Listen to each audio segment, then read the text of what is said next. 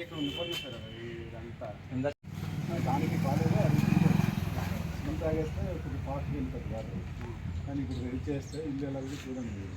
ఇది అవి ఈ సీసీ ట్యాంక్ ఉంది సార్, దీంట్లో వాటర్ వెళ్ళట్లేదు సార్. స్టోరేజ్ ఏం వాటర్ పక్కకి వెళ్ళి ఇంకుతున్నాయి తప్ప వెళ్ళట్లేదు సార్. అది వెళ్ళడానికి గాడి చేస్తాం. 5 hours పెట్టాలి రోడ్డు ఏంటి సార్, వర్షం వచ్చింది దానికోసం ముందుగా 4 మంది నుంచి వాటర్ గ్రీన్ కలర్ వస్తున్నాయి.